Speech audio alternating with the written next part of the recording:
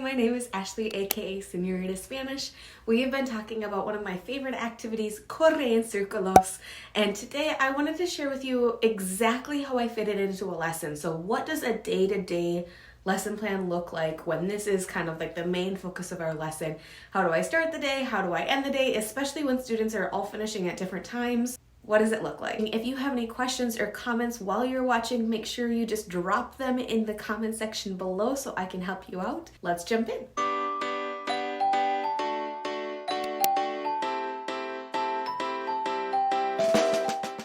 If you're new here, don't forget to hit that subscribe button, and if you're already subscribed, thank you. Don't forget to ring that bell so you get notified of any new videos I put out. So a really quick breakdown of how the whole day looks: start of class routine, daily routine, introduce Corre, remind them what their options are for once they finish Corre, remind them how Corre works, and set them loose. Just some background information on the settings that I've used this in.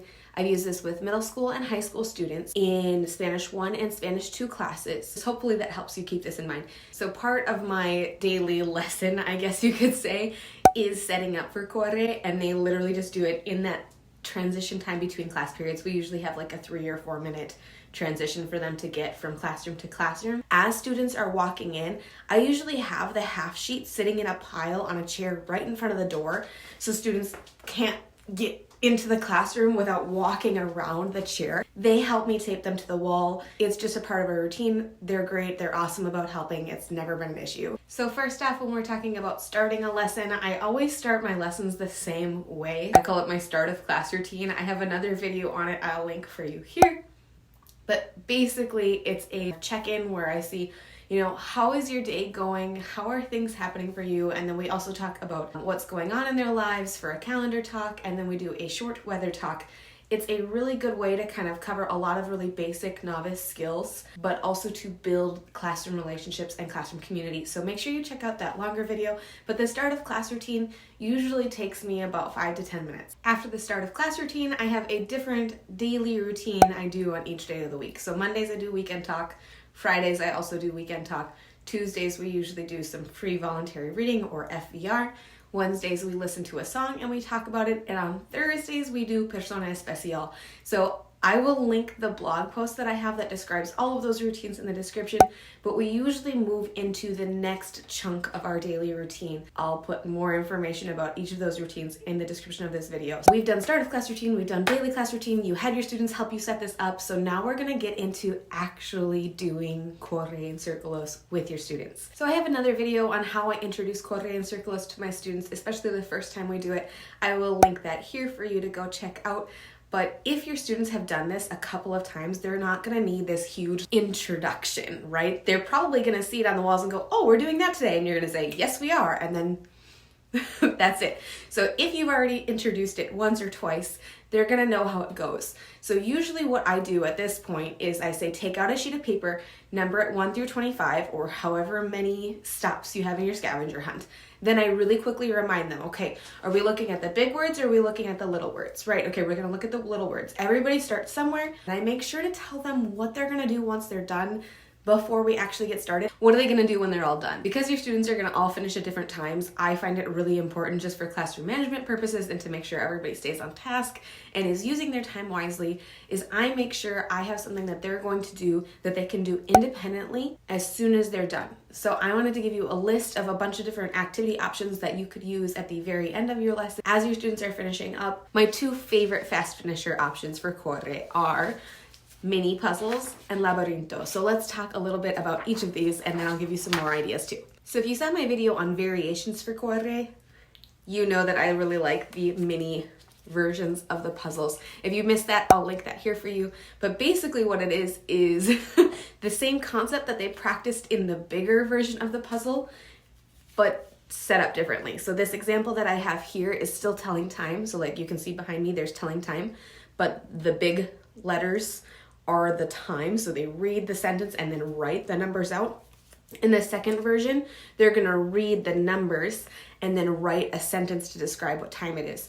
Same skill, different way to practice it. So what I like to do is I'll just print the second version smaller, and as the students finish, they come pick up one of these little packets and then they just do the puzzle on their desk. And I let them choose, like if they were working together with a partner for the big scavenger hunt, then sure, go ahead, keep working with your partner to get the little puzzle done. Sometimes the scavenger hunt, I don't have 2 versions made and I don't have time to make a second version.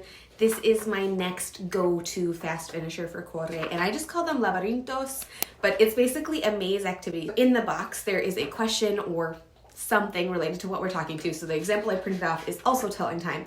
So they're gonna read a time, and then they're gonna choose basically A, B, or C, which is the correct option. And they're gonna keep doing that until they get to the end of the maze. Really good independent practice, still working on the same skill we've been working on, but now they can go ahead and work just in a different modality, right? They're gonna go sit down at their desks and they're gonna do this puzzle by themselves. 2 other great options for fast finishers that are kind of along this same line would be to do like a crossword or a word search.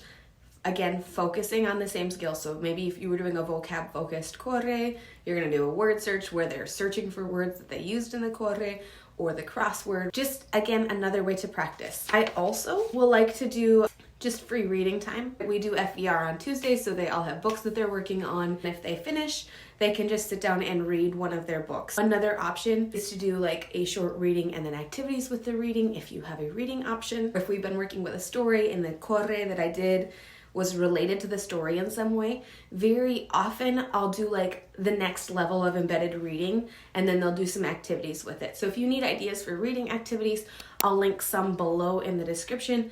There's a lot. There's a lot of reading activities you could do. So I would just do a related reading and then some activities to go with it, like comprehension activities. Another option is to do a grid puzzle. I have a blog post on it, but they're basically like little squares where they match up the sides of the squares. I like to do them for vocabulary, sometimes for verb conjugation, just depending on where we are in the unit. I've also been really lucky in that every school that I've ever worked in has been one-to-one. So it's not uncommon for me to say, okay, once you finish, then you're going to head to our Google Classroom and you're gonna do the thing that's linked there. Some options for you for websites that are, I think, really great fast finishers that are gonna work independently would be Kahoot, Quizlet, Quizzes, Conjugamos. Gimkit does let you do assignments. I've never tried them because I use the free version of Gimkit, but I know some people like to do that, so that might be a good option. There's just 5 websites you could use as a fast finisher. Again, which set you assign all depends on which Corre you're doing. Okay, the last option as a fast finisher kind of takes all of the other options and puts them together. And I really like to do this when we're getting closer to the end of a unit, and I've used Corre as a review activity because I think it gives students an option to review what they feel like they need to review. What I'll do is I'll take any of the things that I just mentioned earlier in this video, and I'll put them in a big list for students, and I'll say, hey, you can choose between one of these 7 things or one of these 8 things, or however long your list is. And I will list for them, say like, this practices this thing from the unit. This activity practices this thing from the unit. This, right? All the way down through the list. And I just say, practice what you need to practice because our test is coming up in however many days. So I'm giving them some responsibility, but I'm also giving them some choice to reflect on what they need and choose what they need. And something that I use to help kind of like guide my students in that choice, especially at the beginning of the year. Towards the end of the year, they get better at understanding like that choice piece of a lesson, is I use our formative assessments. And I say, okay, go look at your exit slips. Which one was the weakest? That's something that's gonna show up on the test. Okay, now, right now, choose something to practice whichever one of your exit slips was weakest. Just reminding them, hey, go look into your Skyward or go look into your Power School, go look at your grades. Look at our exit slips that, remember, are kind of check-ins along the way. What are those telling you need to practice? And just kind of talking them through these kinds of study skill things. Because if you model that for your students along the way, they're going to be able to make more responsible choices in their own learning. Just helping them with that. And some students might not need that guidance. They might have already learned those study skills, or they just understand naturally like, oh yeah, I need to practice this. That makes sense. But talking them through the reasoning of that process really helps them to think about their own learning and think about, okay, how can I be successful in this class? And my hope is when we do that, that can carry over to their other classes so that they can be successful in those other classes as well. And of course, you're going to get students who are going to look at that and they're going to be like, okay, but one of the options is a game that I really like, so I'm just going to play that game. And like, That's fine. I'm not going to give you choices on your choice board that I don't think are going to help you. I just also want you to think about, what do you need most? Totally up to them. I give them the tools to talk through it and think through it. And during this time, especially, is when I might hover and float and offer additional support, just depending on the students in the class. And that's basically the whole lesson in a nutshell. Hopefully breaking down all of the steps and all of the different components of that lesson gives you some ideas for how this could work in your classroom. So just some recommendations if you teach in a block setting. What I would probably do would be start of class routine, daily routine, some other activity, right? Some other thing that's reinforcing whatever skills we want to work on, then corre, then the fast finishers. I would probably need 1 or 2 more activities to kind of fill out the whole day.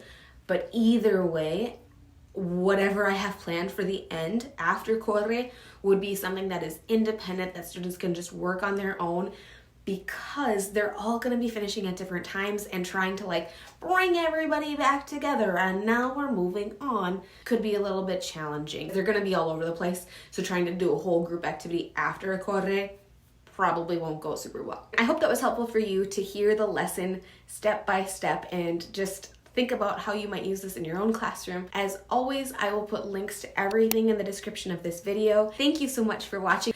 Don't forget to click that subscribe button, and if you've already subscribed, ring that bell so that way you get notifications on any new videos in the future. Thanks so much for watching. Bye.